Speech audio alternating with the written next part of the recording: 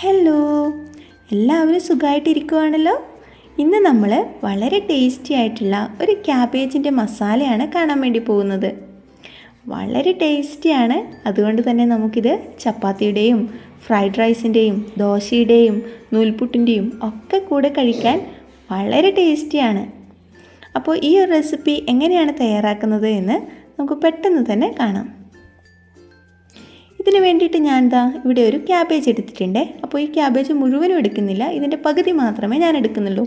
അപ്പോൾ ക്യാബേജ് ചെറിയ പീസുകളായിട്ട് നമ്മൾ സാധാരണ തോരനൊക്കെ ഉണ്ടാക്കാൻ വേണ്ടിയിട്ട് ഉപയോഗിക്കുമല്ലോ, അതുപോലെ ചെറിയ പീസുകളായിട്ട് ഞാനിതൊന്ന് മുറിച്ചെടുത്തിട്ടുണ്ട്. ഇനി ഇത് നമുക്ക് നന്നായിട്ടൊന്ന് കഴുകിയെടുക്കാം.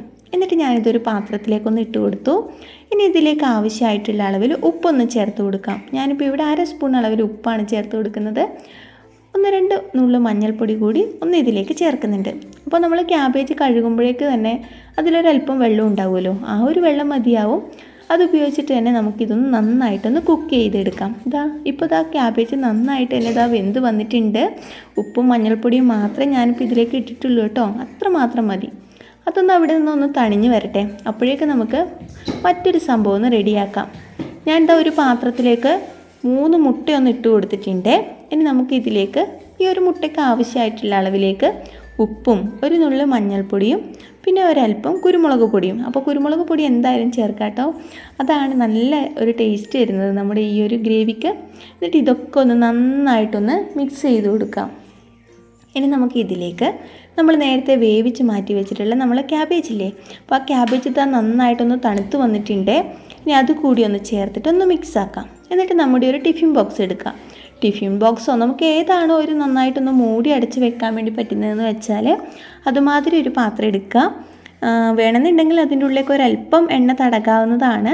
അങ്ങനെ ആകുമ്പോഴേ നമുക്കിത് പെട്ടെന്നൊന്നിങ്ങനെ വിട്ട് കിട്ടും. എന്നിട്ട് ഇതൊന്ന് മൂടിയൊക്കെ ഒന്ന് അടച്ച് വെച്ച് ഇനി നമ്മളിതൊന്ന് വേവിച്ചെടുക്കാൻ വേണ്ടി പോവുകയാണ്. അപ്പോൾ സ്റ്റീം ചെയ്യുന്നതിന് വേണ്ടിയിട്ട് ഞാൻ കുക്കറിലാണ് ഇതൊന്ന് വെച്ച് കൊടുത്തിട്ടുള്ളത്. നമ്മുടെ ഇഡലി പാത്രത്തിൽ വെച്ചാലും മതിയാവും. അപ്പോൾ നിങ്ങളുടെ കുക്കറിൽ ഇത് വേവുന്നതിന് എത്രയാണോ വിസിൽ ആവശ്യമെന്ന് വെച്ചിട്ടുണ്ടെങ്കിൽ അതനുസരിച്ചിട്ട് ചെയ്ത് കൊടുക്കാം കേട്ടോ. എനിക്കിപ്പോൾ ഇവിടെ 3 വിസിലാണ് ആവശ്യമായിട്ട് വന്നിട്ടുള്ളത്. 3 വിസിൽ വെച്ചിട്ട് അത് ഒന്ന് നന്നായിട്ടൊന്ന് വേവിച്ചെടുത്തിട്ടുണ്ട്. ഇനി ഇത് ഒന്ന് അവിടെ നിന്നും തണിയട്ടെ. തണിയുമ്പോഴാണ് നമുക്കിത് ഇതിൽ നിന്നൊന്ന് നന്നായിട്ടൊന്ന് ഇളകി വരികയുള്ളൂ. അപ്പോൾ അതൊന്ന് തണിയാൻ വേണ്ടിയിട്ടൊന്ന് വെച്ച് കൊടുത്തിട്ടുണ്ട്. നന്നായിട്ട് ഇപ്പോൾ ചൂടൊക്കെ ഒന്ന് മാറിയിട്ടുണ്ട്. ഇനി ഇതിൻ്റെ അരികൊക്കെ ഒന്ന് ഇതുപോലെ ഒന്ന് വിടിയിച്ച് കൊടുക്കാം. അപ്പോൾ അതിന് വേണ്ടിയിട്ട് കത്തിയോ അല്ലെങ്കിൽ ഇതുപോലുള്ള ഏതെങ്കിലും ഒരു തവിയുടെ ഭാഗം ഉപയോഗിച്ചിട്ട് നമുക്കിതൊരു പാത്രത്തിലേക്ക് ഇതുപോലെ ഒന്ന് തട്ടിക്കൊടുക്കാം. ഇനി നമുക്കിത് ചെറുതായിട്ടൊന്ന് കട്ട് ചെയ്ത് കൊടുക്കാം. ഹാപ്പി ബർത്ത്ഡേ പാട്ടൊക്കെ വേണമെങ്കിൽ ഒന്ന് പാടാം. അപ്പോൾ ഞാൻ ഇതുപോലെ സ്ക്വയർ ടൈപ്പിലാണ് ഇതൊന്ന് കട്ട് ചെയ്ത് കൊടുക്കുന്നത്. അധികം കട്ടിയില്ലാതെ എന്നാൽ അധികം ചെറുതാവാതെയും ഇതുപോലുള്ള ചെറിയ ചെറിയ സ്ക്വയർ ടൈപ്പായിട്ട് നമുക്കിതൊന്ന് കട്ട് ചെയ്തെടുക്കാം. അപ്പോൾ മുഴുവനും ഞാൻ കട്ട് ചെയ്തെടുത്തിട്ടുണ്ട്. ചെതറിപ്പോവാതെ പ്രത്യേകം സൂക്ഷിക്കുക കേട്ടോ. ഒരു പാത്രത്തിലേക്ക് 2 സ്പൂൺ അളവിൽ വെളിച്ചെണ്ണ ഒന്ന് വെച്ച് ചൂടാക്കിയിട്ടുണ്ട്. തീയൊക്കെ ഒന്ന് കുറച്ച് ലോ ഫ്ലെയിമിലേക്ക് ആക്കിയതിന് ശേഷം നമുക്കിതിൽ നിന്ന് കുറേശ്ശെ ആയിട്ട് ഇതിലേക്ക് പൊട്ടിപ്പോവാതെ സാവകാശത്തിലൊന്ന് ഇട്ട് കൊടുക്കാം. എന്നിട്ട് ഇനി ഇത് നമുക്ക് നന്നായിട്ട് അങ്ങനെ ഫ്രൈ ചെയ്തെടുക്കുകയൊന്നും വേണ്ട. ഇതിൻ്റെ 4 ഭാഗവും ഒന്നൊരു ചെറിയ തോതിലൊന്ന് ഫ്രൈ ചെയ്തെടുത്താൽ മതിയാവും. ആ ഒരു കളറൊന്ന് മാറി വരുമല്ലോ, അതുപോലെ മുഴുവനുമായിട്ടൊന്ന് ഇട്ട് കൊടുത്തിട്ട് നമുക്കൊന്ന് ഇതിൻ്റെ കളറൊന്ന് മാറി വരുമ്പോഴേക്കും നമുക്കിതുപോലെ ഒന്ന് ഫ്രൈ ചെയ്തിട്ടൊന്ന് എടുക്കാം. തീ ലോ ഫ്ലെയിമിൽ വെക്കാൻ പ്രത്യേകം ശ്രദ്ധിക്കാം കേട്ടോ. മുട്ട ആയതുകൊണ്ട് തന്നെ പെട്ടെന്ന് ഇത് കരിഞ്ഞു പോകാനുള്ള ചാൻസ് ഉണ്ട്. അപ്പോൾ നമുക്ക് വേണമെങ്കിൽ ഇതുപോലെ റെഡിയാക്കിയിട്ട് ഈവനിങ് സ്നാക്കായിട്ട് കഴിക്കാവുന്നതാണ്. ഇത് നല്ല ടേസ്റ്റാണ് കേട്ടോ, കഴിക്കുന്നതിന് നല്ല സോഫ്റ്റുമാണ്, അതുപോലെ തന്നെ നല്ല ടേസ്റ്റുമാണ്. അപ്പോൾ നമ്മുടെ പണി കഴിഞ്ഞിട്ടില്ല. നമ്മളിതൊരു ഗ്രേവി ടൈപ്പുള്ള ഒരു മസാലക്കറിയാണ് ഉണ്ടാക്കാൻ വേണ്ടി പോകുന്നത്. അപ്പോൾ ഇതുപോലെ ഇതുപോലെ ഒരു പാത്രത്തിലേക്ക് ഒന്ന് ഇട്ട് കൊടുത്തിട്ടുണ്ട്. ഇനി നമുക്ക് ഇതേ എണ്ണയിലേക്ക് തന്നെ, അപ്പോൾ എണ്ണ ഇല്ലയെന്നാണെങ്കിൽ ഒരല്പം കൂടി ഒന്ന് എണ്ണ ഒഴിച്ച് കൊടുക്കുക. ഞാനിപ്പോൾ ഇതിലേക്ക് 1 സ്പൂൺ കൂടി ഒന്ന് എണ്ണ ഒഴിച്ച് കൊടുത്തിട്ടുണ്ട്.